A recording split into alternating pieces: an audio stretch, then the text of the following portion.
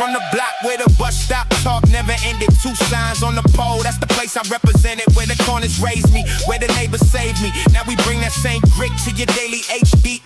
Click in, sit in for the crack in the paint. Old heads on the porch, young kids with complaints. We gon' laugh, we gon' build, keep it sharp like armor. New world, same heart. Bedford and Bomar. Ha! Welcome to Bedford and Bomar. Pull up a seat, you ain't gotta go far. Hit that bell, let it ring like a car alarm. You tuned in now, this the home, this the heart, this the charm. Welcome to Bedford and Bomar.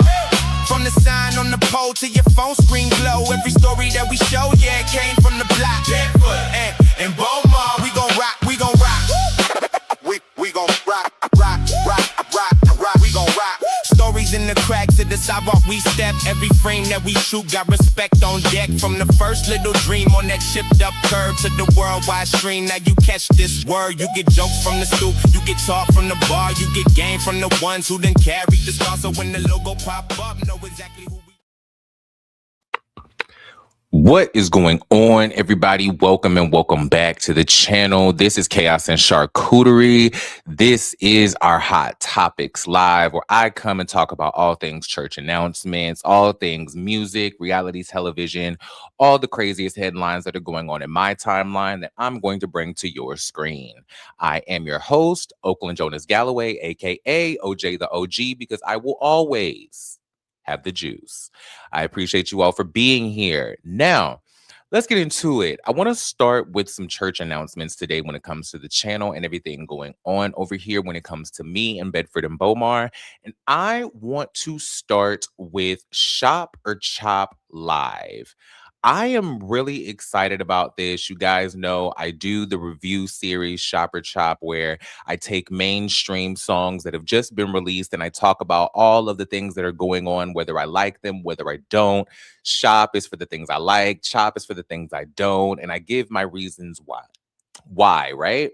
So I've decided to take that concept and kind of create a spinoff around it and make it an interview talk show where I bring people on to talk about music, have fun, play games with me, do game night. And I've reached out to a bunch of people to come on the show, talk about music, do the things of the things, and listen. I tell you, listen, the things are happening. Let me pause that, but I do want you guys to see the video. Shop or Chop Live is getting ready to be a full-blown thing. What you're looking at right now is the list of episodes that are coming up on the channel. I've added a few more to the page since this video has been taken, but all of these are the people who have been booked to come up, and I'm excited to see everybody come up and do their thing, right? Now, the best part about this show that I want to make sure you guys tune into is that everybody coming on Shop or Chop Live, every single rapper that comes on this show is going to do a full freestyle to the instrumental to the Bedford and Bomar theme song, right? You guys have heard it. I'm going to play it just a little bit for you so you guys can get into it, because this is what the people are going to be rapping over, right? Let me cut down the music just a piece.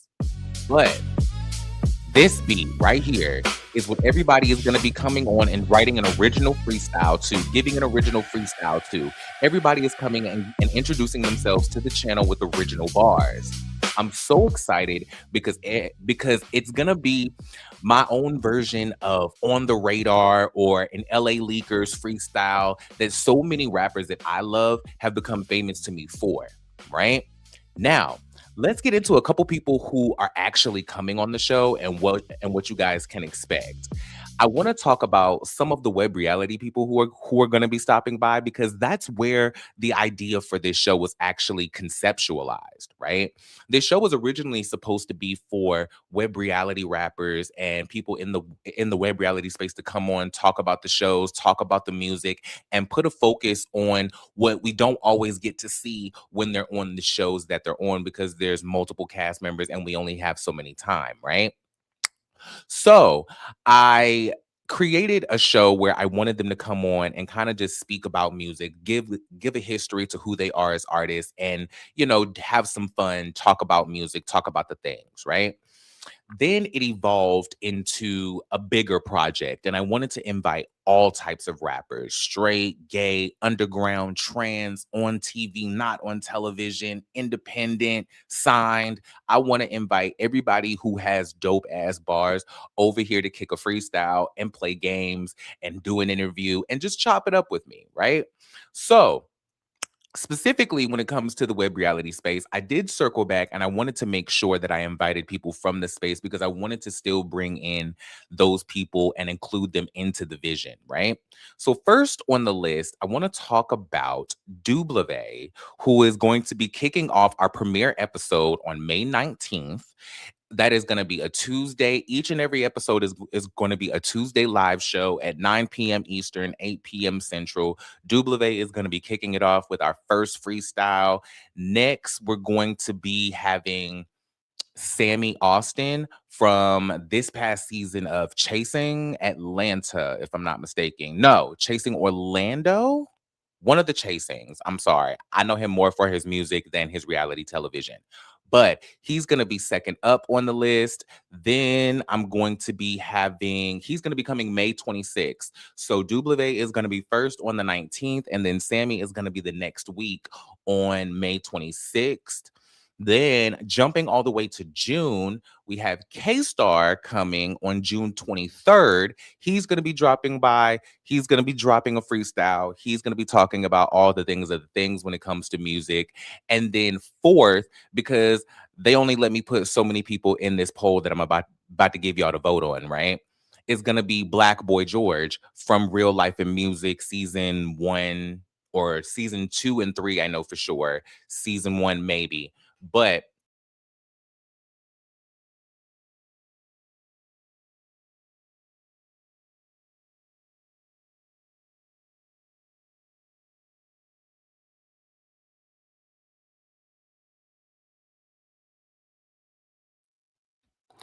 oh my gosh, I'm sorry.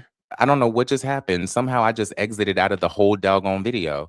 But yeah, based on what I just saw you guys, based on what I just showed you guys, excuse me, drop down and let me know who you think is going to have the best freestyle, right? I want you guys to drop down and put a 1 in the comments if you think it's going to be Dublevé. That's going to have the best freestyle.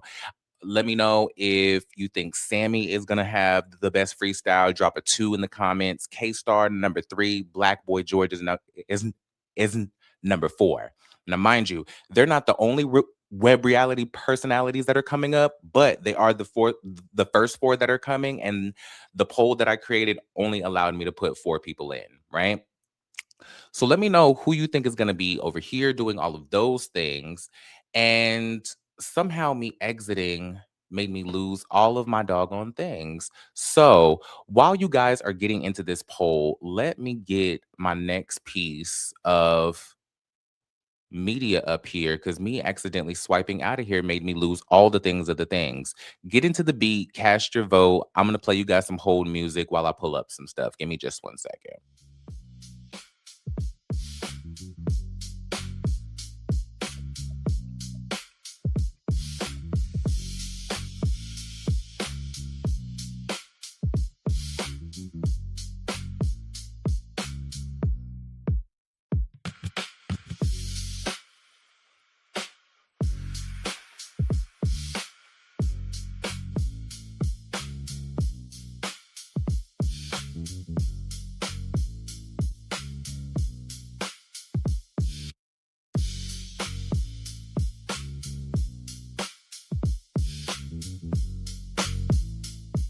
Okay, sorry about that, you guys. Now, I'm going to drop this down. I'm going to move on. And then we're going to talk about our next subject when it comes to church announcements. And then we're going to dive into some topics at the end before I get out of here. Hey, JJ, what's going on? Let's see here. Okay. Like I said, drop a 1 for Dublevé, drop a 2 for Sammy, drop a 3 for K-Star, drop a 4 for Black Boy George for who you think is going to have the best freestyle on the Shopper Chop Live talk show series that is going to be kicking off next week, May 19th, with Dublevé as our first guest, right? All of the episodes that are scheduled right now are up on the YouTube page. They are scheduled live. So make sure you go and look at that and tune in to all of the people who are up and who are going to be coming through. I'm excited for you guys to see who's coming. This show is going to be really fun, really exciting. We're going to be playing games. It's going to be a whole thing, right? Next up, I want to talk about the show GameBoyzz. And the reason why I want to talk about the show is because I am actually going to be hosting the pre-show for the reunion. Some of you may know, some of you may not, but I wanted to make an official announcement and talk about how excited I am about it, because this is one of the things that I have been wanting to do with my career for a long time. I've wanted to host reunions, get into the hosting bag, specifically on television. So this is going to be the first thing that I'm going to be doing specifically in the television space, and I'm really excited about it. It's for the show GameBoyzz, coming from Takei Studios, and it's going to be an amazing show. Reason being is because this reunion is literally going to be for 3 seasons, 3 different casts, all on one reunion. It's gonna be so much going on. It's gonna be so much happening. It's gonna be all the things of the things, and I'm excited for all of it to happen, right? And the reason why I'm even more excited is because I hopped on Instagram the other day and stumbled into a live with the CEO and a couple of the cast members, and they were getting into it. And so I got a chance to talk to some of the cast members early because I got brought up and got the opportunity to ask a couple pre-questions, not necessarily about the show, but just about what they were arguing about in this live. And it was really bangy, and I had a really good time. So I already know that this show is about to be a good ass time, right?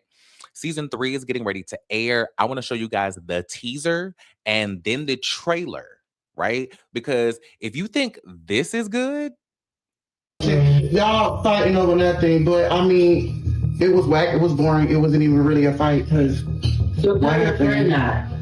Well, I'm telling you that I don't gotta tell shit because I'm grown. So, like, you, okay, bitch, you don't gotta listen. You keep talking, I'm gonna slap you, bitch. You keep talking, I'm gonna dust you, like, for real. Like, yes, you talking too much. Bitch, you not talking to me like that. Bitch, I'm not like that. Nothing. Because you talking too much. Bitch, you talking to me regularly. You don't know me. Bitch, you're not talking about. You don't know me. You don't know me from a campaign. But you don't know me from a campaign, so stop talking to me. Or I'm gonna give you that word. For real. You talking too much. Shut up. Okay, no, it don't matter. Bitch, I didn't even talk to you in the group chat. Bitch, y'all seen, I barely even joined the group chat. Bitch, I looked at you bitches argue all day and got out. So what you talking about? Bitch, I be at work on clock, bitch, getting money. Like, what is you talking to me for? Like, what? But you talking too much. We was in the group call. I didn't even talk to you, bro. I didn't even say hello. Like, what is we talking about? how the hell was that child talk? How was he talking too much when the boy didn't get 2 words in edgewise because he was doing all the talking? Excuse me? And whoever this was in this wig holding on to this pillow for dear life, baby, you should have got your ass up and swung quickly. Because ain't no way now person gonna ever stand over me. Ain't no way now person gonna stand over me and think they finna pop shit in my face, point their finger in my face, and do all this hollering and screaming and cursing up in my face, and think they not about to get faded, slid, and obliterated all the way into the next month. I don't understand what y'all think this is. What? That ain't. If that's perplexing, let's get into this trailer. Y'all, watch this. Get into this. Cause this gonna be a good ass season, and then we gonna talk. GameBoyzz, season 3.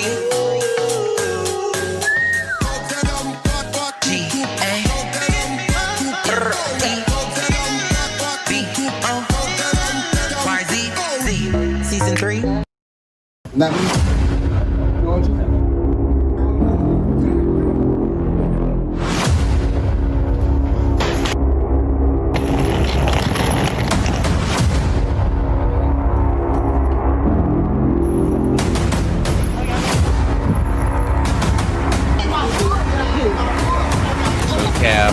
Mouth guard. But yeah, don't get the background.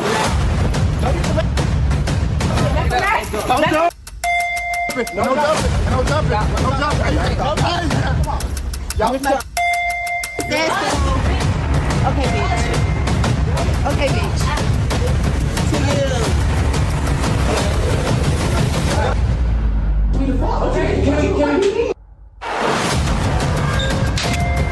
What's up? It's Big JB, the big one, not the little one, too. Little bit the bitch. Like, I came this season to like change the scenario.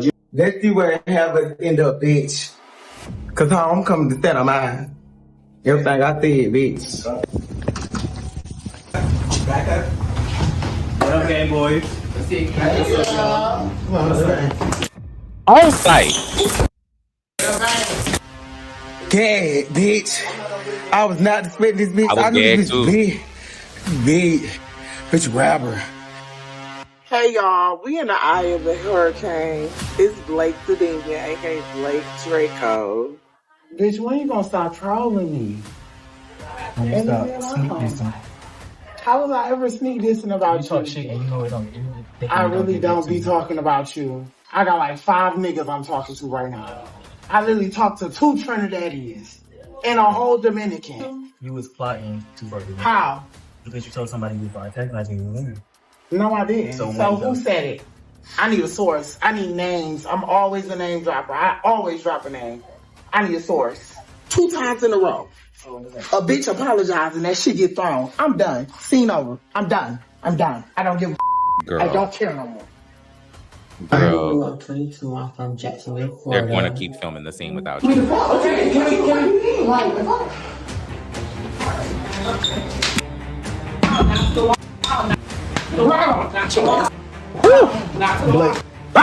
All right, that's over with. That's over with.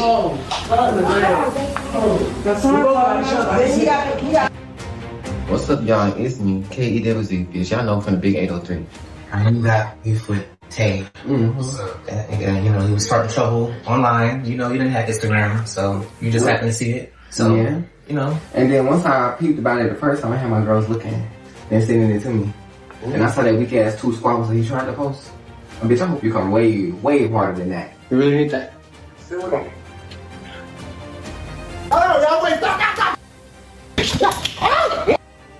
All right, stop. Let's talk about my city girls and city boy face. Y'all gonna twirl, honey. Y'all is gonna twirl for the God. Before you even get in here.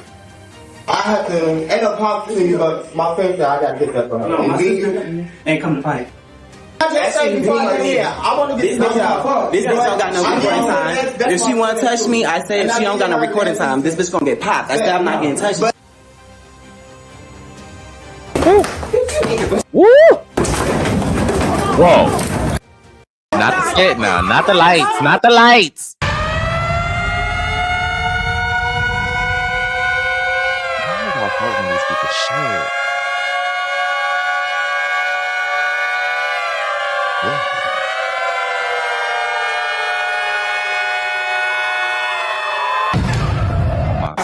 Come on, I like this shit.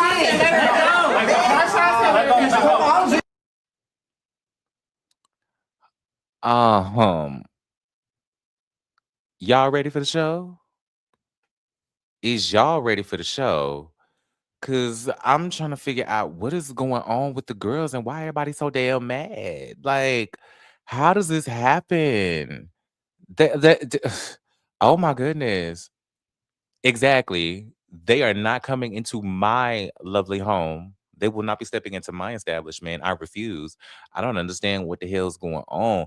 You know, it's something about these crash out shows that are so interesting to me that I will always inquire about, and I'm going to ask them to handle better in shows. And it's the fact that a lot of these shows start the drama in the group chat, and then all of the fades that happen on the show, or at least the ones that we get on the first few episodes, are all coming from this group chat that we don't know anything about. What I hope is that Takei Studios does all of this and they actually incorporate the group chat into the show, and we see what people were popping it about. Like, give us screenshots, give us screen records, show us what people are fighting about, incorporate that into the dialogue and the story of why these people are getting ready to square up. right? Because so many people be talking about you was popping it in the group chat. You was popping it in the group chat. You was popping it in the group chat. But like, girl, what is going on? Are we gonna see the group chat? Are we gonna know what happened in the group chat? All we know is y'all here to fight. Y'all here to fight. Y'all here to bang. Like that. Like that's what you came here to do. That's what you came here to do. That's what you came here to do. Let me know if you know that reference. I do have a few questions though.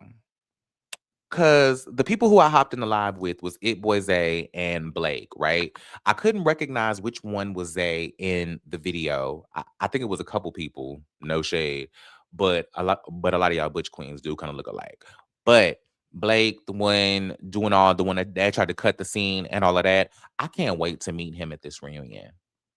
No shade. Because allegedly what was going on in this live is that he was mad about somebody dragging his entire life across the screen, and then the person he was into it with on the live, OJtheOG, laughing about it, and now he want to fight OJtheOG.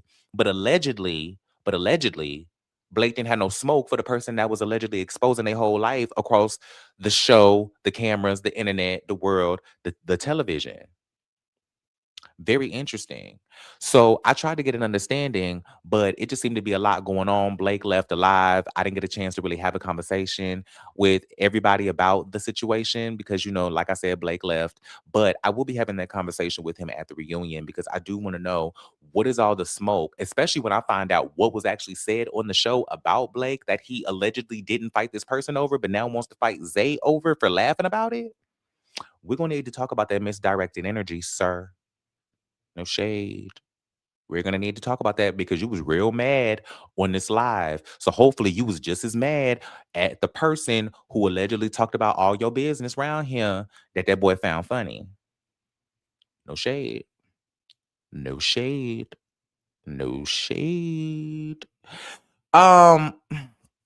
What I will say is I'm excited to go back and rewatch all 3 of these seasons. I've dipped and dabbled in this show over the seasons because, it just comes across my timeline in my suggestions on YouTube and all of that. And then I was covering the show on another show that I was on and we were watching it. And so I'm, familiar with the workings of this show. So I am excited for this new season. I do encourage people to go back and watch all 3 seasons, GameBoyzz season 1, 2, and 3, all of Miami, right? This is all the Miami sectors of the show. This is why they're doing all three of these seasons together, because this is like the Miami era of the GameBoyzz franchise, right?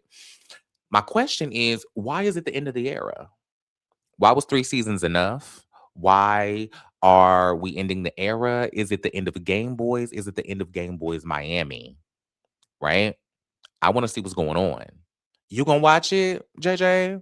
Oh, you definitely gonna watch it? Okay, good. Because I want to talk to you too. You better be in them comments when I'm covering it, talking about it. Because I'm gonna be talking about this the entire season over on the Fourth Wall Live that I'm about to get into. But I do have a couple questions for y'all because why is it the end of the era? And I want to know what's next for the GameBoyzz franchise because y'all got Game Girls coming that is filmed, right?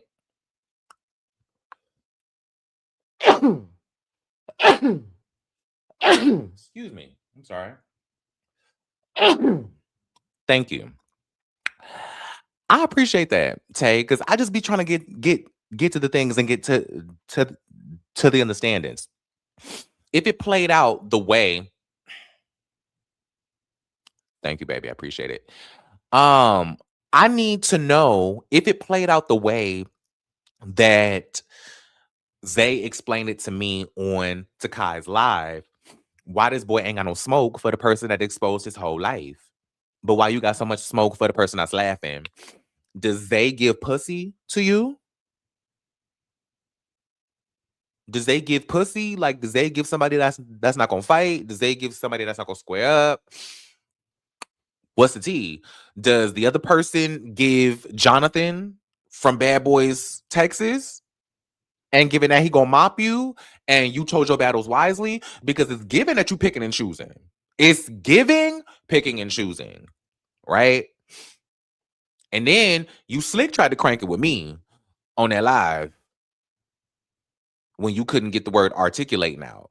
But I'm gonna let you live because you was upset when I came in there and I don't know what I stepped into. So whatever triggered you, pissed you, ticked you off, sent your high to the left, I'm gonna let you live today. And we're gonna start on a new slate when we get to this reunion. But I am gonna ask you these questions again when we get to this pre-show. Just know that. I'm preparing you now. So if y'all can, go back and watch that live down to the Takei Studios page so y'all can see how I interview those two. And then watch me cover this show so y'all see what I think about it when I get to this pre-show, so y'all can have a good idea of what I'm gonna ask these folks. And y'all can submit questions for me to ask at the pre-show along the way. See, we all gonna have fun, right? Speaking of the Fourth Wall Live, that's going to be the show that I'm going to cover all of this on, right? The Fourth Wall has usually been... Oh, wait. Before I get up out of here, I have a poll for y'all. Where do y'all think that he should take the GameBoyzz franchise next, right? Where do y'all think he should take it next? I gave y'all a couple choices. Do you think he should bring GameBoyzz to Dallas? Do you think he should bring GameBoyzz to Atlanta? Do you think he should take GameBoyzz to Las Vegas? Do you think he should take it to New York? They only give me 4 choices to give y'all, so here's where we are. Drop down in the comments and give me a 1 for Dallas. Give me a 2 for Atlanta. Give me a 3 for Vegas. Give me a 4 for NYC, right? Because when I watch this show, it makes me think about the show The Come Up back in the day from Gemini Films, but like a fully blown crash out version, because they did a show called Bad Boys, but it also makes me think about The Come Up New York.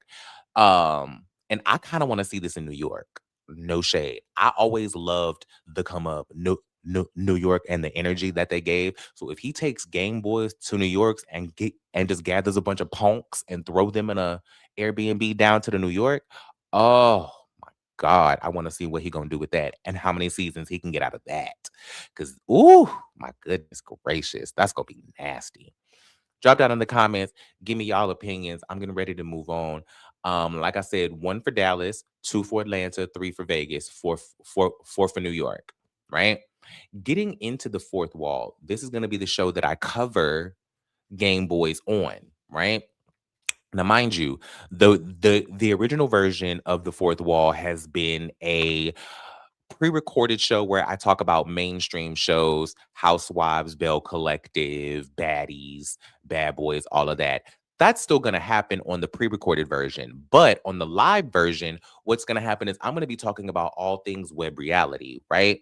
I'm going to be talking about all the web reality shows that I like, or that move me to chorus. It just depends on what the episode gives in the week, right? I'm going to give every show a chance that I can, and whatever I can really come up with something of any type of meaning to say, that's going to be what I go with, right?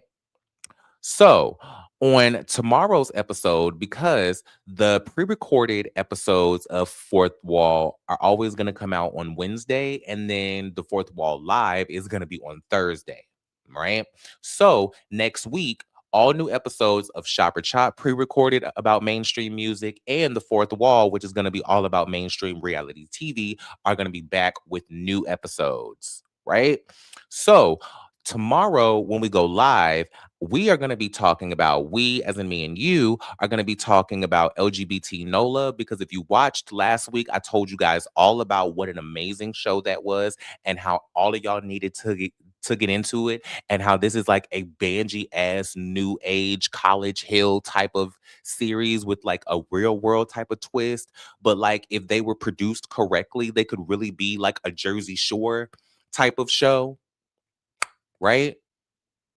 Just go and get into it. The first 2 episodes are out now, and I can't wait to talk about them. We're going to be talking about Chasing Atlanta, the reunion after the reunion, because I have a lot to say about that. I don't necessarily understand why they're doing a reunion after the reunion, but I'm gonna watch it when I get off of here with y'all, and I'm gonna come back and talk about it all to you guys tomorrow. Right. I'm also going to be talking with you guys about On the Rise Houston's latest episode, because I rediscovered this show just by happenstance by opening my YouTube app, and it just popped into my suggestions. So there may be a couple more shows that I add in there, because there's some shows that I want to tap back into and see if I can get something out of, see if it moves me based on the new episodes that they release, and see what's happening, right? I don't necessarily know yet, but I know that those are the ones that I'm definitely going to be talking about, because those are the ones that I've watched already and I have notes on, right? So let me know if there's any web reality shows that you want me to talk about on that side. Let me know if there's any mainstream shows that you want me to cover on the pre-recorded side that's going to come out on Wednesday, because I'm bringing back my Housewives cinematic universe corner, where where I where I'm going to be talking about Housewives. I'm going to be talking about my old faithfuls, which is the shows that I live for, and my latest obsessions. So, with that being said, on the pre-recorded side, I cannot wait to talk to you guys about all things Zeus, because there's so much going on over there with the bad boys of it all, and Baddies Gone Wild just debuted their first episode, and then Baddies USA Chapter 2 premieres this Sunday as well. So we're going to have a whole lot to talk about next Wednesday, and these shows right here are going to give us a whole lot to talk about tomorrow and next Thursday as well. Make sure you guys are subscribed to the channel. Make sure you guys hit the notification bell so that you guys are tuned in and know when I'm going to be up in here, when I'm going live, when I'm dropping new episodes, all the things of the things, right? Do I have a poll for you guys for this? I don't think so. I think that's it on the fourth wall. I want to get into some topics, though, when it comes to chaos and charcuterie, because y'all been watching Real Housewives of Beverly Hills this season. Specifically the reunion, because it brings all of this to a head. Y'all been watching the discourse between Amanda Francis and Bozoma St. John and how all of that's been playing out. Have y'all heard this story that's been going around recently about Amanda Francis responding to some ex-customers speaking out against her and complaining about feeling brainwashed and funding her lifestyle, with one woman claiming she spent 6 figures on her life? Y'all heard about this? It's wild that on the show, Bose was being messy and vindictive, if you will, by saying that lady left a cult and went and started one. And then next thing you know, article comes out with a claim that is cult coded. Do you get what I mean? I want to read the article for you guys, because it comes from realityblurb.com, and I want to kind of get into it and see actually what the lady said and what's going on, and these refutes of that she's stealing people's money, right? After months of facing backlash over what Bozoma St. John referred to as woo-woo business, the 41-year-old money queen of the Real Housewives of Beverly Hills is clapping back, explaining the premise of her company yet again, as some former participants speak out about their experience after spending thousands. Quote, "It's really hard to run a business if you believe you're taking people's money," Amanda told The Cut on April 30th. "I believe that there's a value exchange. People who value my work pay for it again and again and again. And if they didn't like it, we wouldn't have repeat buyers." After finding herself in a cult at a young age and ultimately running away from the organization she believed to be Bible-based, Amanda admittedly struggled to get back on track. "The less contact you have with the outside world, the less it makes sense to you," she explained. "And when you leave, you almost don't have the language to be normal anymore. I felt like I was losing God. I felt like I was losing my family, my people." Though she initially struggled to navigate the outside world, Amanda went on to study psychology at Oral Roberts University and came across the idea of life coaching, saying that she had something to say and something to give. Okay, let's get into the minutia, please. Where is the refutes of the claims? Okay. Mm-mm.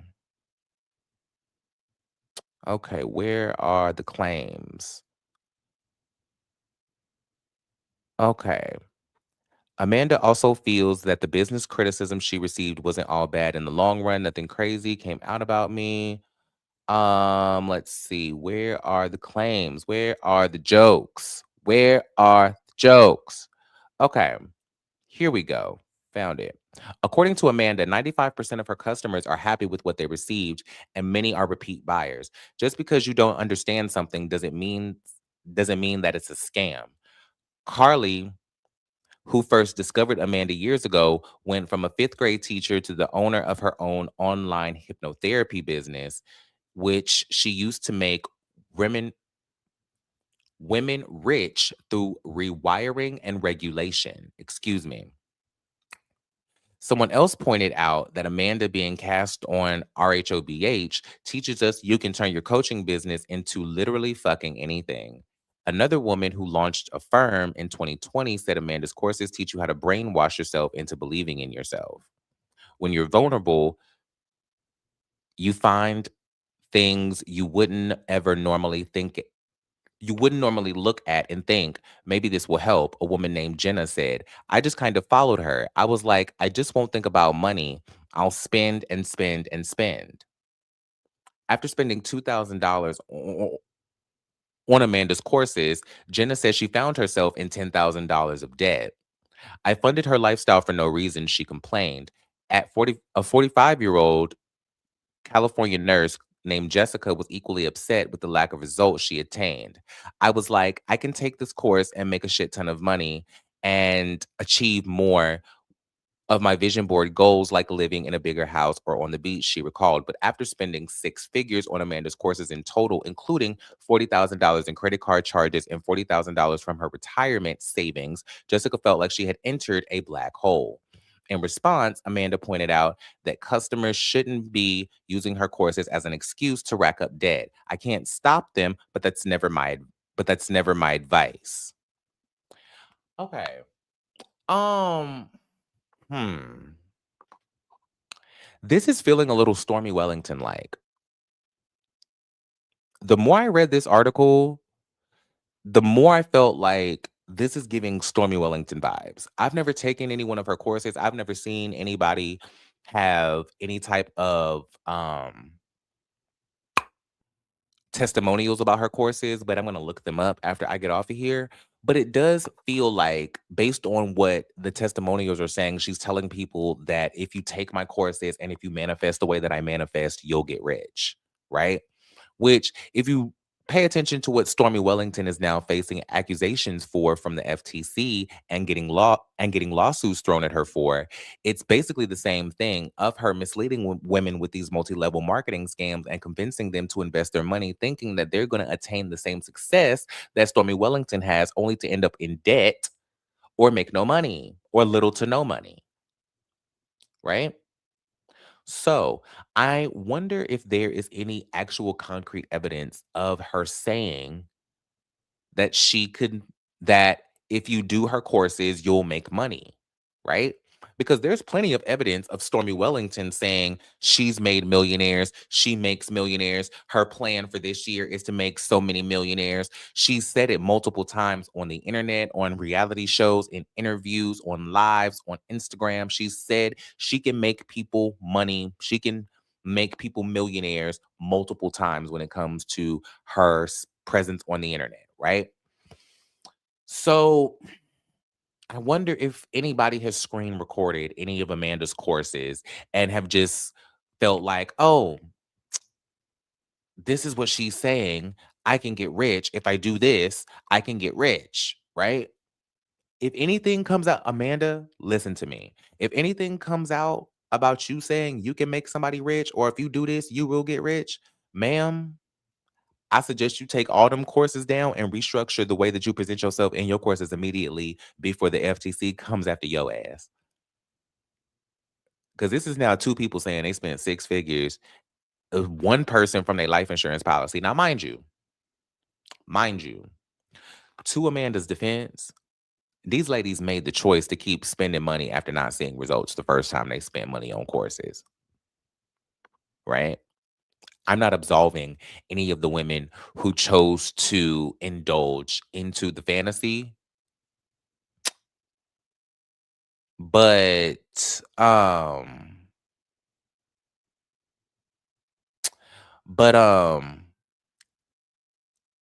it just I don't necessarily know what to say about that, because it's like if you mess that up, then what's the problem? Like if you spent your money and you didn't get any results, then why are you mad at Amanda? Because you went back and spent more money and didn't get any results, to the point of spending thousands upon thousands upon thousands upon tens of thousands of dollars out of your retirement. What was being said to you? See, this is where this circles back to Amanda's accountability. What the hell was Amanda telling you, or what were you receiving from those courses that made you continue to spend money? It's giving Scientology, it's giving multi-level marketing, but a new avenue towards it. It's giving very Stormy Wellington. It's giving very Scientology. I'm not saying that the lady started a cult, but I am saying that it's concerning. I agree, JJ. They made that choice. They made the choice to spend the money, which is why I'm questioning why would you continue to do that if you weren't getting the results? Mind you, this is regardless of what you're being told in the courses. Let me give that caveat, right? Regardless of what you're being told in these courses, whether you're being told you can make money or not, whether you're being told verbatim, if you do these courses, you will get rich. If you're not seeing the results of the first course, why buy the second?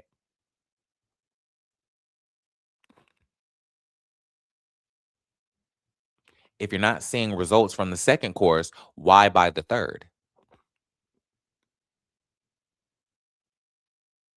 If you're not seeing results from the third, why buy the fourth, fifth, sixth, seventh? Do you get what I'm saying? Like, why would you keep buying courses if you're not getting results? Especially, at least with Stormy Wellington, she's telling y'all that y'all can make millions of dollars, and she's actually giving y'all something tangible to actually make money with. Yes, multi-level marketing is a scam, but there is a tangible way to make money, right? The multi-level marketing is a business where you have a product that you can sell, and if you work it right, you can make money. Ultimately, it is a scam, but it is a business that is tangible. Amanda is selling manifestation, which, to Bozz's point, is woo-woo business. But on the opposite side of that, so is public speaking. So is church.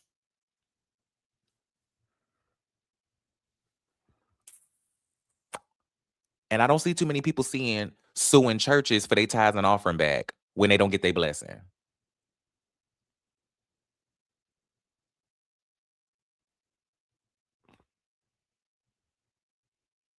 Oh, okay. So, it does raise concern for me, and it's interesting on both sides. I can see the contention on both sides. I can see why this lady would be mad that she spent 6 figures on courses and not got any return on her investment. But the buck stops with me with her is, why the hell did you make that investment over a course of time when you didn't see any return at any point? At this point, you may as well have went to multi-level marketing. You know what I mean? But then on top of that, on the other side of that, Amanda, I can see why you're irritated and why you would be like, well, that ain't got nothing to do with me, because I can't stop them from spending their money on my shit. You know what I'm saying? But that does make me wonder what you're saying in your shit that you're selling them that is convincing them so much that they can make money. Like, where does the interest and indulgence cross over to desperation and manipulation, right? What is being said in these courses? Because if we go through the courses and you're not saying anything about, hey, if you do this, you will make this money in this amount of time and you will become this millionaire and you will make this money. If there's no way to get to put a qualifying pin on that, then you're in the clear. The FTC can back up off my girl.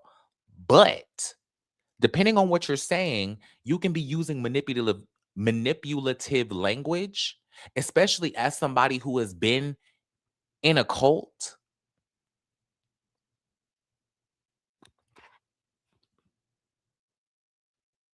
There is a level of questioning and focus to you that can be given when you, as someone who has come from a cult, is now using manipulative language to convince people that they can get from point A to point B by doing manifestation. That's all. Now, in the context of Boz and her calling you out for your woo-woo business, y'all heard that lady got fired? Not from Housewives. She didn't get fired from Housewives. She got fired from On Brand.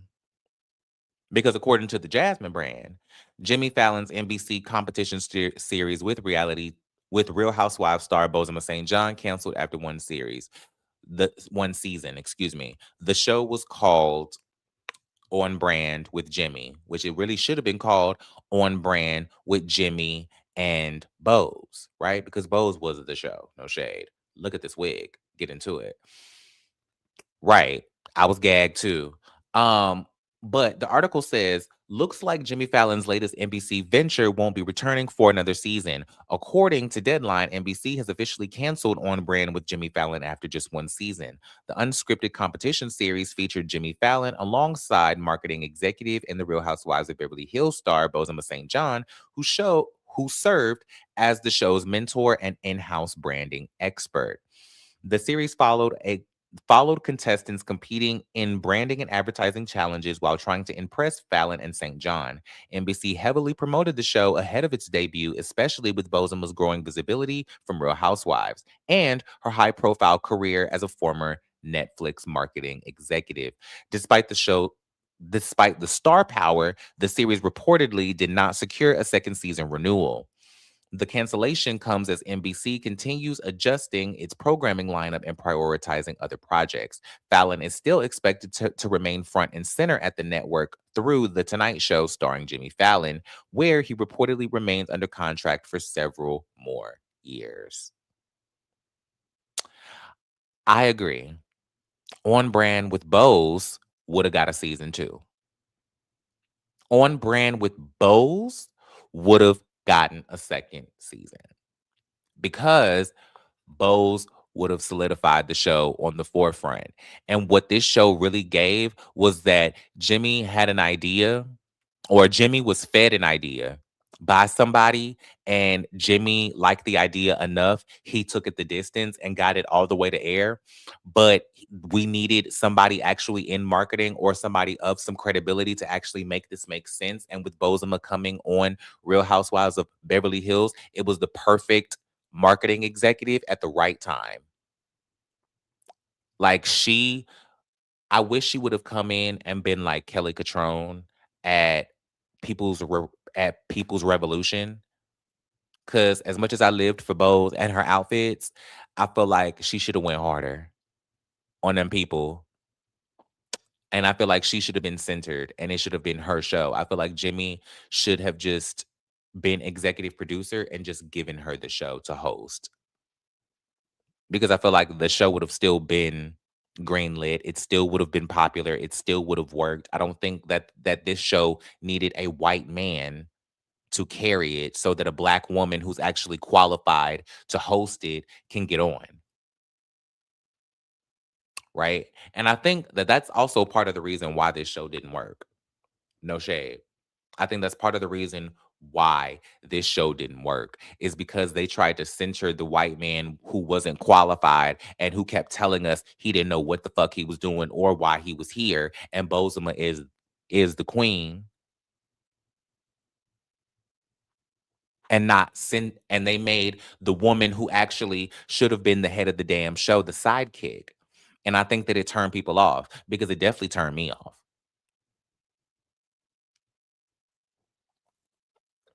I ain't like it. No shade. I ain't like it. But Boz is gonna be fine. She all right. I'm sure she gonna find something else to do. Eve by Boz, I'm sure, is selling. The hair brand. I'm sure she's coming back to Real Housewives. She'll be all right. I want to move on and have a conversation real quick about another white man who I don't trust around black women. I want to talk about Andy Cohen and how he said in an interview recently that he and the people have tried to cast several different shows on the Real Housewives cinematic universe in different cities, and how they didn't work, right? This video comes from No Chaser TV. Check this out. What goes into, I know a lot of different production companies make these shows. When you talked about casting there, are you getting pitches from production companies? Are you sending out casting teams around the country? What's the, Sometimes we send casting people. We've cast in Chicago several times. There are cities that we've gone back to and cast in. We cast in Napa. We had a cast in Boca once, and it was going to be like a Golden Girls Housewives that I really wanted to do, that I got voted down on. And what is that? The cast wasn't right, or they didn't like Boca? That one, there was a variety of mishigas about that one, but the cast has to be right. And right now the bar is so high that you can take it to the bank that if we are going to announce a new Housewives, it's gonna be great. We're not just doing this to do it at this point, or else there would be more, frankly. I mean, we want to keep these shows as special as they are. And the audience is so smart, and they know the show so well. And listen, that's all I really needed to hear to make the point that I'm getting ready to make. I agree. Boca would have been really good. Boca would have been sickening, right?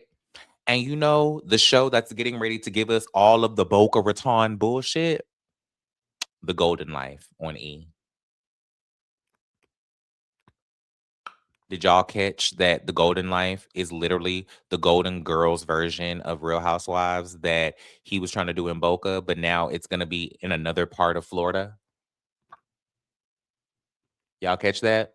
I wonder if these ideas are connected. I wonder if the Real Housewives of Boca was the Golden Girls, was the Golden Life, or was the show that he would have done with the original Real Housewives OGs. I wonder if y'all remember when the Real Housewives of New York first got put on pause and they announced that it was going to be split up into 2 franchises, and there was going to be a legacy series, and then there was going to be a new iteration with a brand new crop of women that ended up being the one that we saw, right? With Jessel and Sai and Aaron and all the girls, right? And we never saw the legacy series. We ended up getting a season of Real Housewives of Ultimate Girls Trip with the girls, and it ended up being called the legacy, right? I wonder if the Real Housewives of Boca was what that show was supposed to be, and they ended up canceling it, and then they ended up taking that idea, taking it to E, and they took the soundbite of Andy Cohen wanting it to be like a Golden Girls version of the Real Housewives, and then they moved it over to E Channel, got a deal, called it The Golden Life, and now we got these racist ass white women around here with a new show, right? Let's watch the teaser, shall we? So you can see what I'm talking about. In New York City. Wish you were here. Palm Beach is where Do they not going. call me names. Who said Not life Boca is Raton. over at menopause? We've been mostly keeping quiet. Things here move at a slower tempo. Don't let a boyfriend get in the way of finding a husband. It's been great meeting people our own age. I can't do 22 again. It's exhausting. I had to teach him everything he knows. Like what? Like I don't get on top. Could this be good in bed? Gotcha, Ramona. All right. The girls are I'm living my best life. Oh, that's not real. Zen comes so not a easy dick here. pic. Are you lying? Are you lying? You wanted to marry me, not you. He asked me to marry him too. Thank you, Sonia. That's really lovely. We don't stir things up anymore. I need to get a mocktail. And in the meantime, shut up. No. I went to burp and I threw up a little. Do you smell it on my back? I can smell your barfs. Consider this your invitation. The Golden Life premiering this fall only on E. P.S. The yacht era has not ended. Good for y'all. Let's look at these comments real quick. The Real Housewives of Napa would be cute. I agree. I think the Real Housewives of Napa Valley would be cute. And I feel like if they did try to cast over there, I feel like they would try to get Tamara Mowry Housley, because Tamara's husband's family got a whole vineyard over there. So I'm sure she would fit the Bravo Black Republican adjacent vibe. I'm sure she would be lovely to go over there, right? I think it would be a cute show. I think both E and Bravo are owned under the same company, right? If so, they are simply sharing some ideas. It's possible. I think that E and Bravo may both be under NBC Universal. I'm not sure. But I think it's interesting that it went to E and not Peacock, being that Peacock was kind of launched as a Bravo affiliate and was launched with a lot of Bravo content, specifically Housewives. When Peacock was launched, it was launched under the guise of you can go and watch all the back catalog of Real Housewives over on Peacock and then watch the new episodes on Bravo, right? So if that is the case, I wonder why it didn't end up going over to Peacock and it ended up going over to E, if they are actually all under the same umbrella, right? I'm with you when you're right. Dorinda is the only one I'm interested in seeing. I agree 100%. She's the only one I care about. She's the only one I want to see. She's the only Real Housewife of New York that I liked except for Carol Radziwill, and she's going to be a friend of on the new Real Housewives of New York season. So I'm going to get my Carol back, and I'm going to get Dorinda around for a season. I'm happy to see it, right? I'm here for it. Hopefully, Dorinda replacing Jill Zarin will end up balancing some of this MAGA mess that's leaking through this show out some, right? Taste Still Rising. If Jill didn't do what she did, she would have been a great cast member. If she wasn't a racist, she might have been a great cast member. I'm sure she would have been messy and with all the bullshit. But once I find out that your spirit ain't right, I have no interest in watching you on my screen for real. Like, I kind of check out. Once I find out you MAGA coded, once I find out that you could possibly be a racist, once I find out that you could possibly be homophobic, transphobic, all of that, once I find any of that out, I ain't got nothing for you. So as good a television as you could have been, it just don't matter to me no more. Do you get what I mean? I may be a little too woke for that. Let me know. Drop down in the comments if you think I'm woke for that. But that's just how I feel. It's the production teams that would pitch that I think went to E. Right. So I'm wondering who's the production team behind this? How did the girls come all together? Like, how did this all come together? Right. Okay. So confirmation, NBC does own both E and Bravo, right? So I wonder who brought the girls together? Who wanted to get the band back together? Who put Jill Zarin is probably the one, because she's been trying to get back on Bravo for years. And Ramona. But all the girls that wanted to do the Legacy show, I'm pretty sure they all threw a hat in and figured it out. And then they probably had connections to production companies and was able to figure it out. And then the production company took it over to E, said they have all these girls locked in, and that's how they got the ball rolling, right? I always liked Dorinda too. I don't remember her having any problematic history that I can recall. So I'm hoping that there isn't none to go back and be like, fuck Dorinda over. Because I like her. So I really would love to keep liking her. Do you know what I mean? But if y'all find out anything, please make sure that I am the first one to know. Please do. Now, before I move on to my next story, I want to know where you guys think a new franchise should be, right? I want to know where you think they should take the Real Housewives next. If you had the power, if you have the production company to put it together, where you want to see them go. I gave you 4 options. They mentioned Chicago, they mentioned Napa Valley. I gave you 2 more to chew on. Would you like them see to go to Vegas, or would you like them see them go to New Orleans? Because I think both of those are also options that have been tossed around, floated around, and I personally have been floating those around for a long time and thinking that they should go to both Vegas and New Orleans. I think that Memphis is also a good option, or I think that the next dual city state that they should take the housewives to should be Tennessee, and they should do a Real Housewives of Nashville and then do a Real Housewives of Memphis. And that should be one black, one white. And I think we all know which one is which. Right? But let me know who you guys think. Do you feel like Chicago? Do you feel like Napa Valley? Do you feel like Vegas? Do you feel like New Orleans? Let's get in the comments to see what you guys are thinking. Oh, Outspoken is here. Love that. Okay. So Taste Rising said NOLA.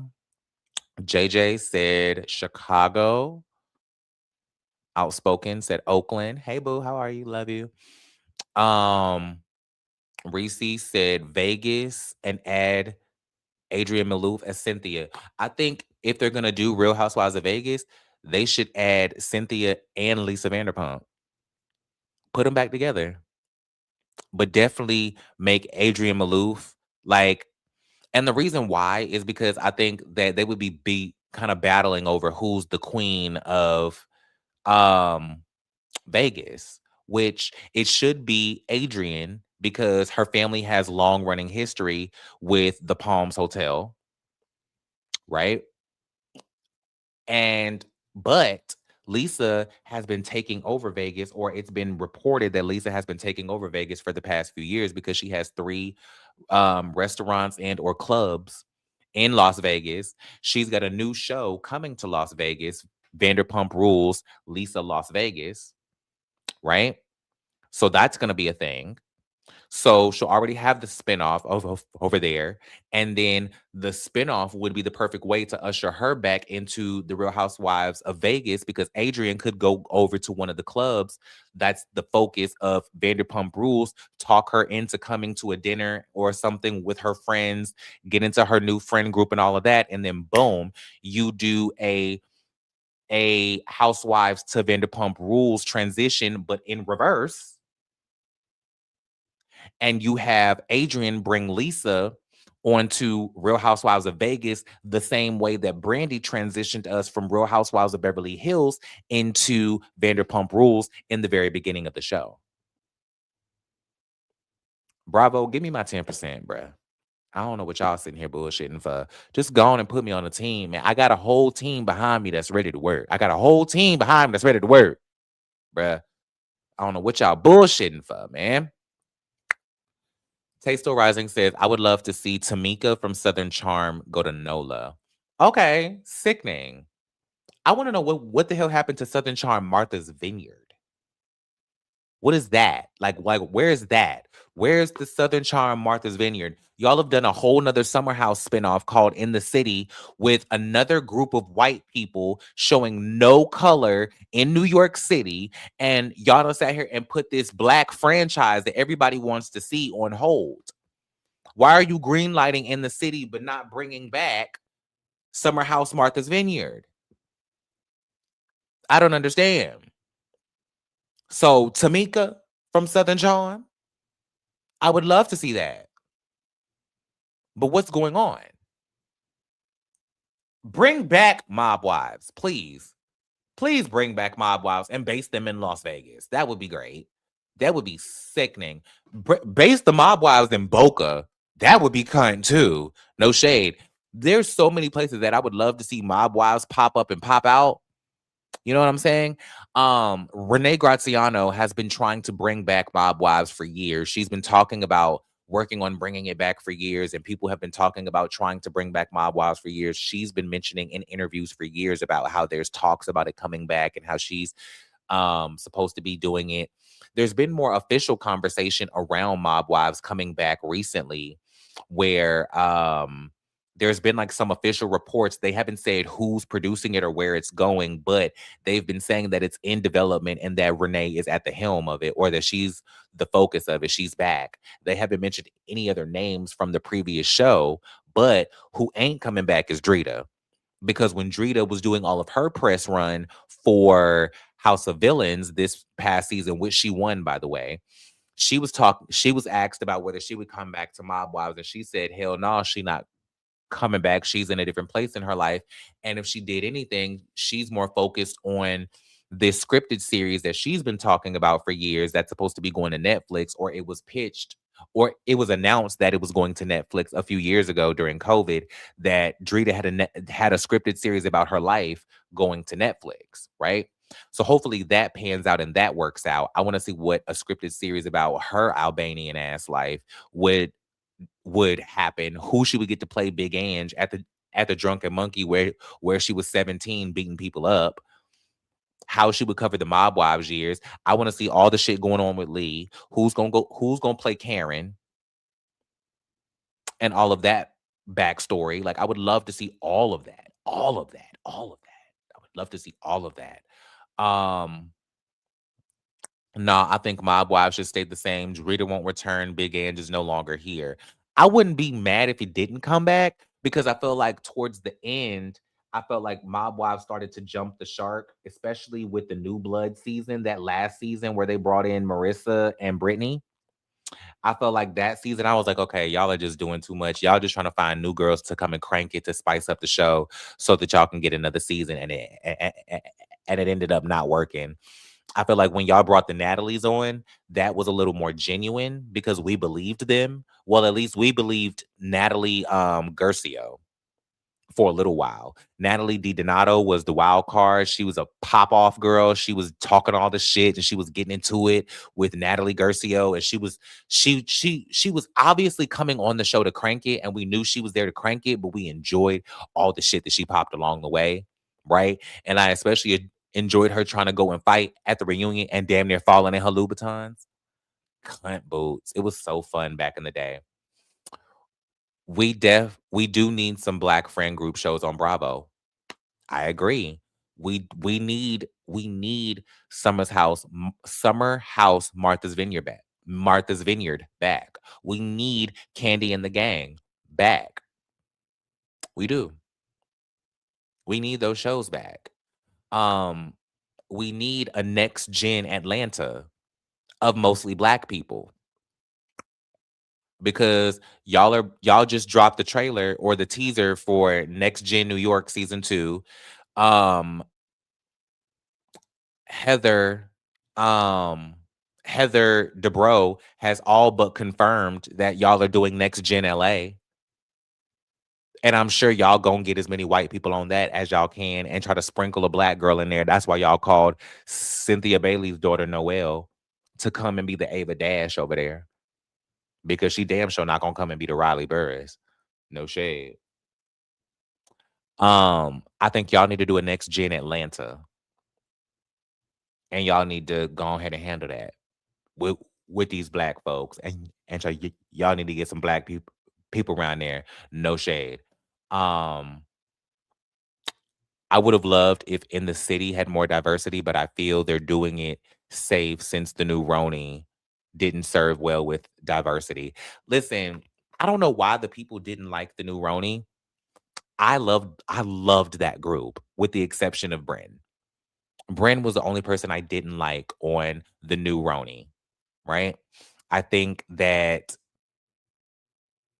It was so good with Sai and Aaron and Jessel and Jesse and Jenna Lyons and I just felt like that was a good. I enjoyed the show. I enjoyed the New York. Most people didn't, and and I get that I'm outvoted here on this, but I truly enjoyed this show. I really did, and I'm glad that all of the people who I really wanted to see back came back, like Sai, Jenna, and Aaron. Those are the three that they brought back. I'm gonna miss Jenna Lyons because she was my favorite just by default of her fabulosity, but I didn't feel like this show was for her.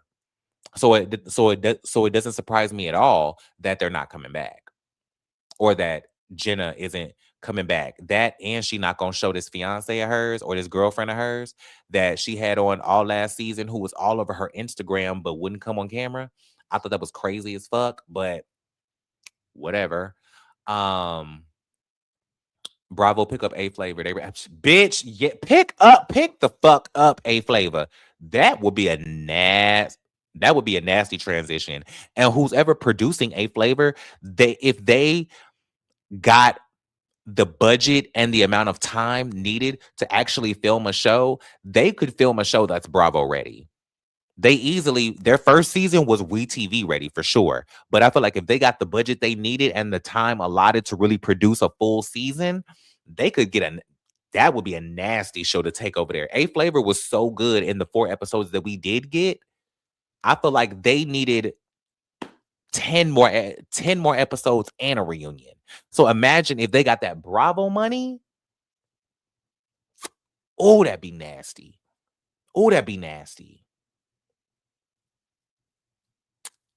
If they did a next gen ATL, who would be casted? There's so many people living in Atlanta.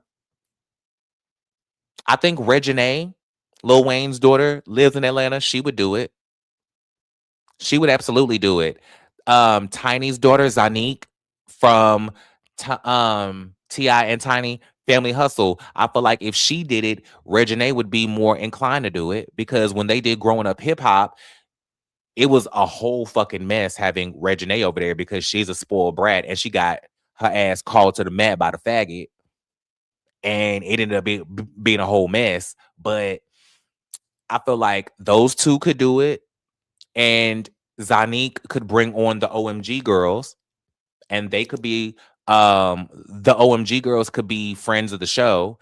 And we could see the OMG girls do their thing and see how they spending this $71 million that they won from this damn doll deal.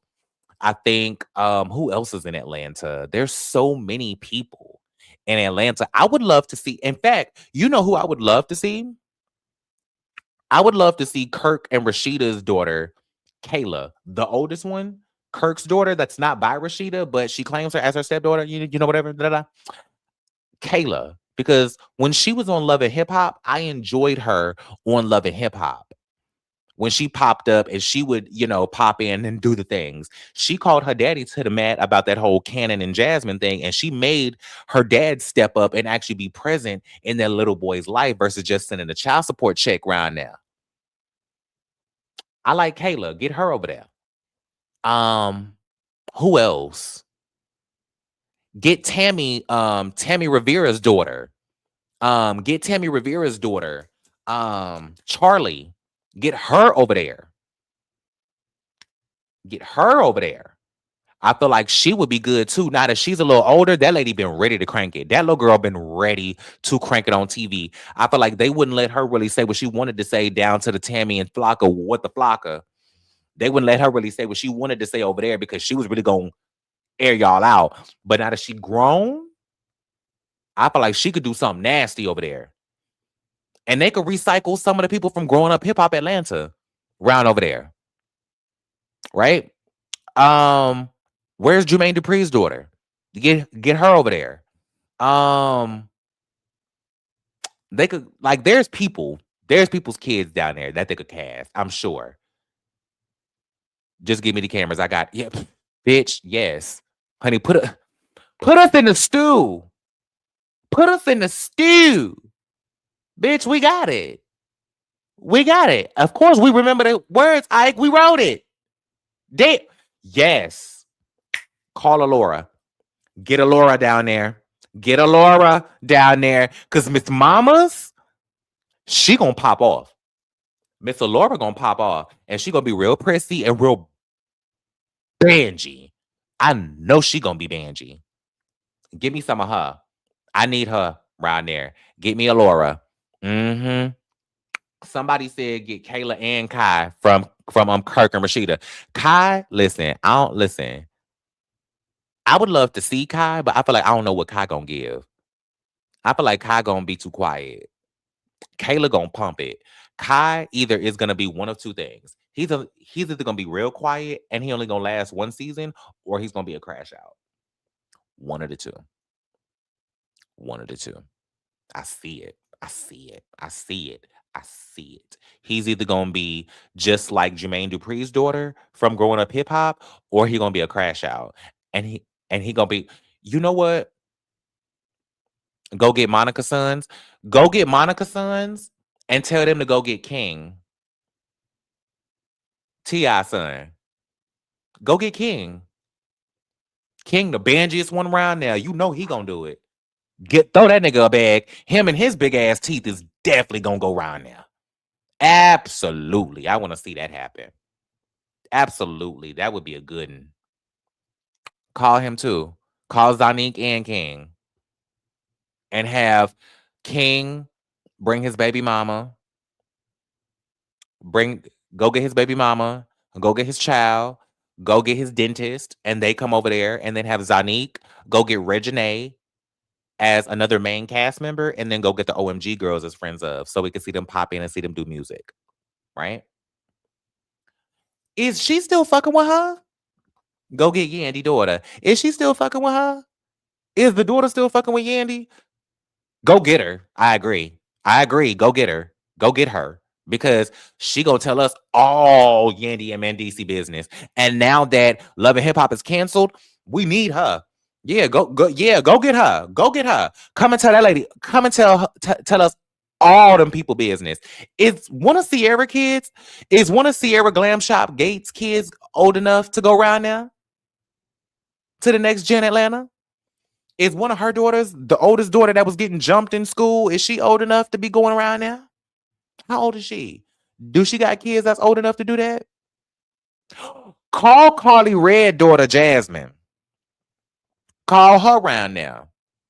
She be good. Y'all, we is casting the hell out of this show, y'all. I appreciate y'all. Listen, I'm hungry, so I'm getting ready to get up out of here, but I got two more subjects I want to talk about with y'all. Get Giselle Bryant daughters too. Get the oldest one. Get Grace. Don't get now one of the twins. Get Grace. Don't get now one of them twins. Get Grace. Grace gonna come up in there and do what needs to be done. I love the girls, but the twins, they gonna end up jumping somebody, and it's gonna be giving real Star and Vita from ATL, and I don't want that. But Grace, she gonna come up in there and crank it, read them girls down, and hit it. Bring her around now. I got a couple more things that I want to talk about. Last time I did a Chaos and Charcuterie, I was telling y'all about how Todd and Peter were Toy, is that her name? Rick Ross stay in Atlanta? I didn't know they was in Atlanta. You know who they need to add to Next Generation New York? Speaking of rappers' daughters, they need to take out Ava Dash and they need to add in Fat Joe's daughter. Fat Joe's daughter is gorgeous. They need to bring that lady around now. She is gorgeous. She's been going viral on Instagram for being beautiful and for posting all these good ass pictures, dressing all nice and looking all good. And she look like she smell good and things. And she look like she know how to fight and pop shit. I like her. Go get her. I forgot her name, but go get her too. Ooh. Is Drea Kelly kid still in Atlanta? Call one of her kids too. Call them. And one of them come around there too.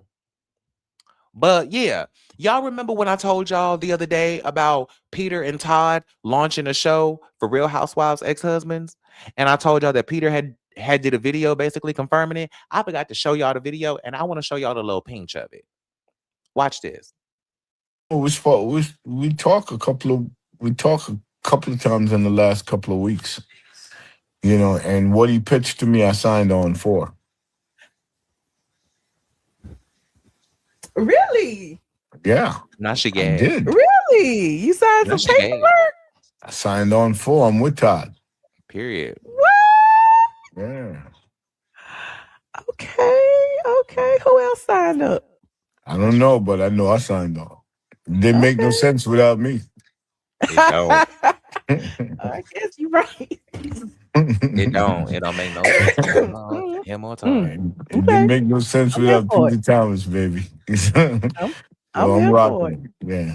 You know, he knows Oh, I that's bring the gonna be noise. good. That's what the people say. See, Paige, I told y'all. Y'all remember? Y'all heard it here first, honey.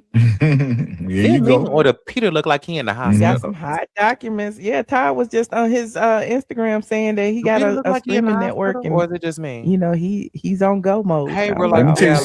something. One thing I could say about Todd, How are you without a doing? doubt, right? Even though we had a little, beef for a minute, Todd is extremely smart. Okay, Yeah. Todd is gonna always. Todd is a scammer. cat from the Bronx. Todd You know what I'm gonna figure it saying? out. All right, an only child. Okay, he made his way. He came on Housewife. I wasn't there.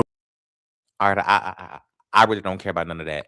I just wanted y'all to see Peter say that he signed on, that he filled out paperwork, that he gonna be doing the things, right?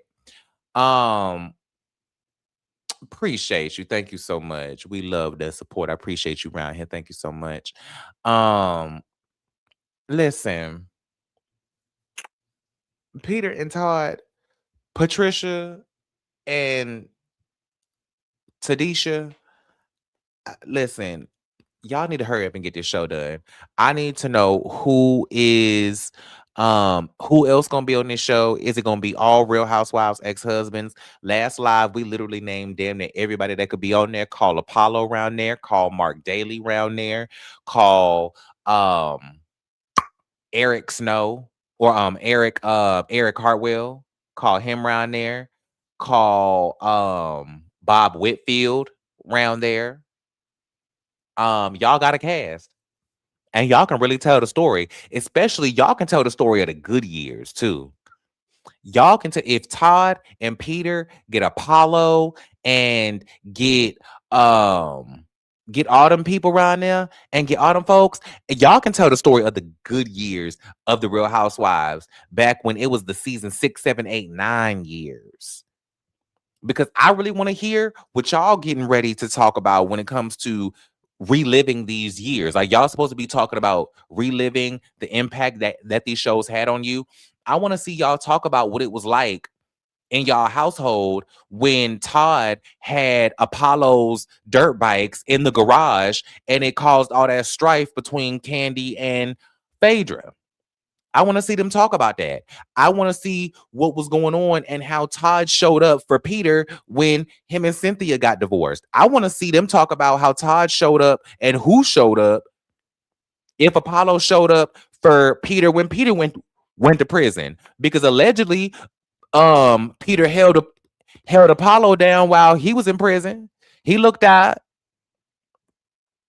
Not him. Who? Which him? Who's the him? Is it Apollo? Is it Peter? Or is it Todd? Because any one of them could have been a him. No shade. There's so many people. Like there's so much that I want to uncover. Right? Who else need to get their ass on round now? I need for Mark Daly to go round now. Eric Hartwell, I would love to see that. I would love to see him come around there, and I would love to see him bring Keisha Knight Polium into the mix and see how their co-parenting is going along. I want to see how his co-parenting is going along with Lisa Wu and what's going on around there. Because did y'all hear the story about Lisa Wu? Or I mean, not Lisa, but Keisha Knight Polium talking about the crazy experience that she had when she delivered Ed's baby and how they pushed the baby back inside her. Crazy.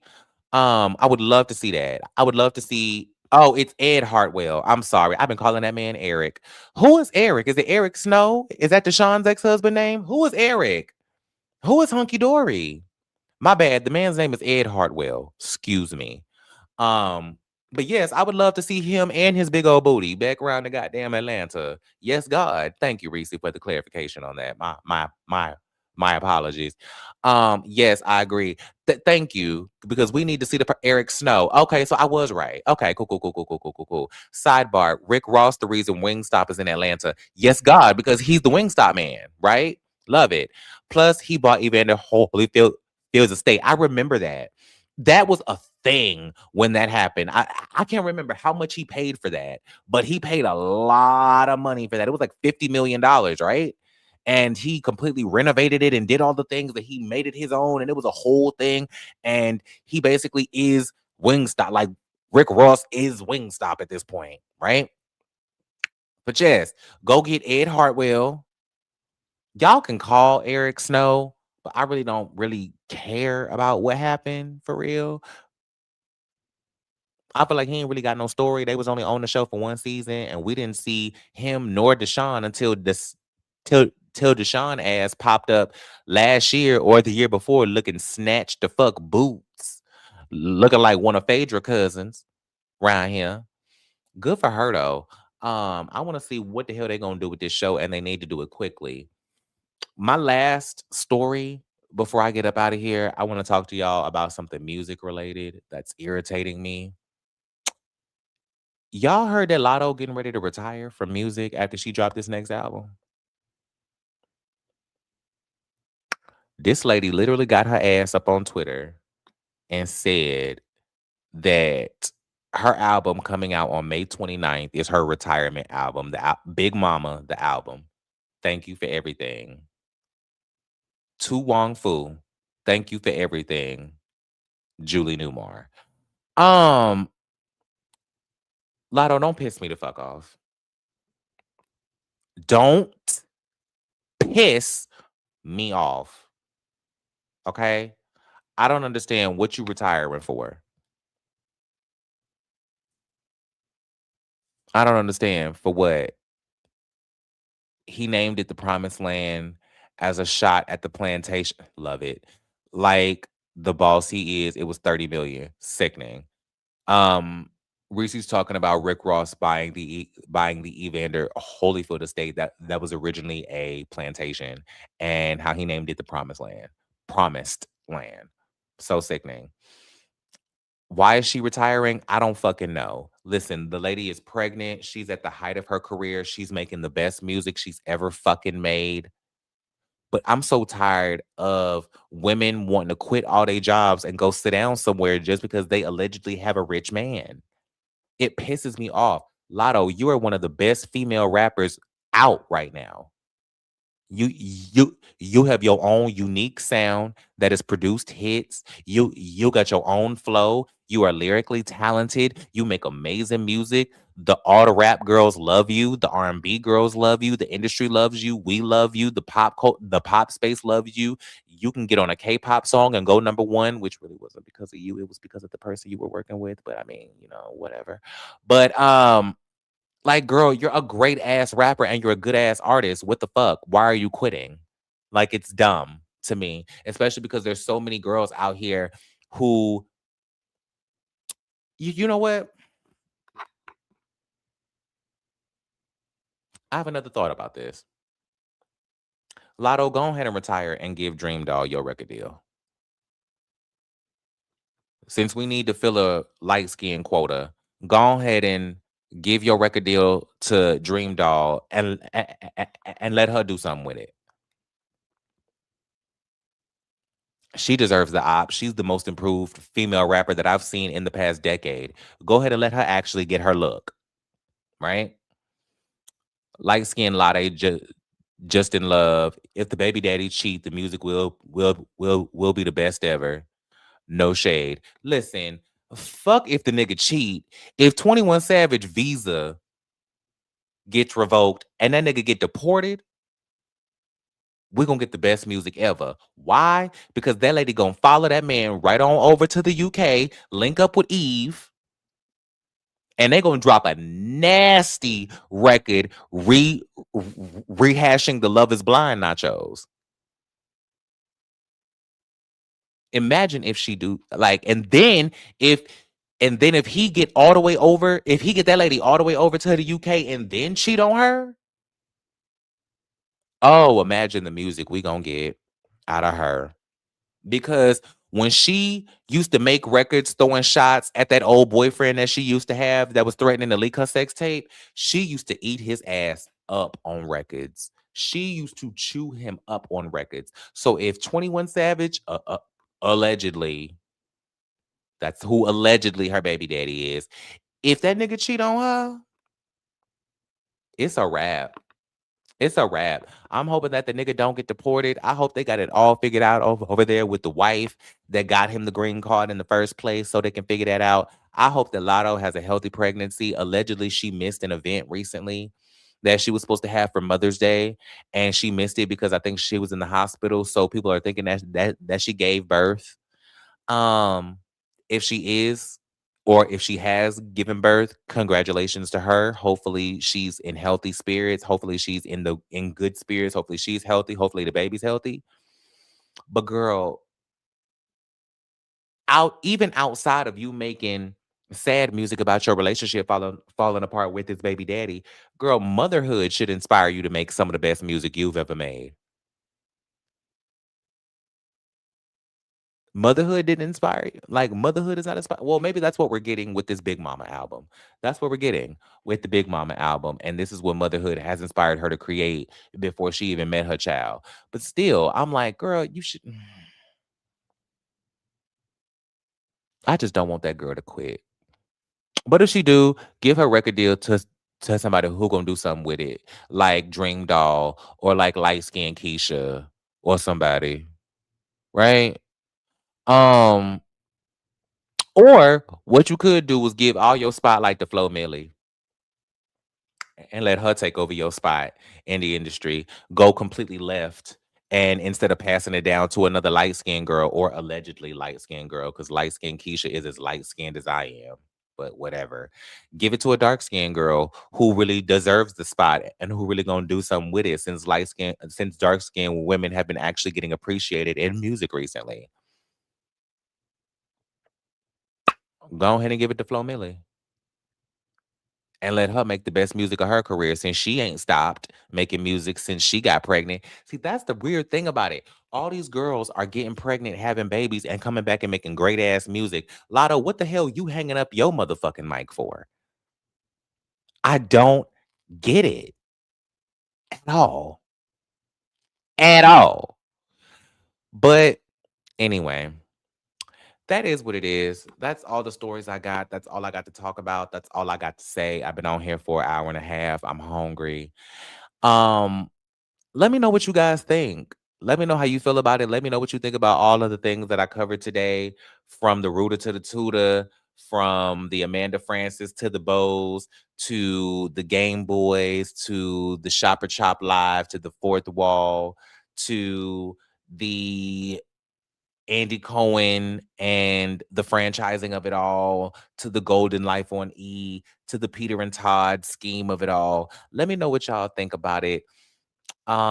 If you have anything that you want me to cover on Chaos and Charcuterie, topic wise, hot topic wise, send it to me. Let me know. All of my social media is OJ Galloway. Hit me everywhere. Drop stories. This is gonna be a dedicated Friday show, but I also plan on doing Chaos and Charcuterie whenever there's just a whole bunch of shit happening, and I want to talk about it in real time. So if I don't go live throughout the week for a Chaos and Charcuterie, then it will be on Fridays as regularly scheduled. If some crazy shit is happening, I may just pop up and throw a live out there. But make sure you guys like the video. Make sure you guys are subscribed to the channel. Hit the notification bell. Comment. Do all of the things. Make sure your notification bell is on, though, for sure, because I have so much content coming your way. From pre-recorded to live. Shopper Chop, mainstream and live, is going to be Monday and Tuesday. The Fourth Wall, mainstream and web reality, is going to be Wednesday and Thursday. Chaos and Charcuterie will be Friday. Casually Deep is coming out every week. And there will be so much other things, so many other things, so much content, so many other things coming. I appreciate you all for being here. I will holler at you guys later. Make sure you misbehave yourselves. Let me know in the comments what y'all finna go eat, because I'm finna go tear it down. I will holler at y'all later. Much love. Thank you so much. Peace in the streets. Click in, sit in for the crack in the paint. Old heads on the porch, young kids with complaints. We gon' laugh, we gon' build, keep it sharp like armor. New world, same heart. Bedford and Bomar. Ha!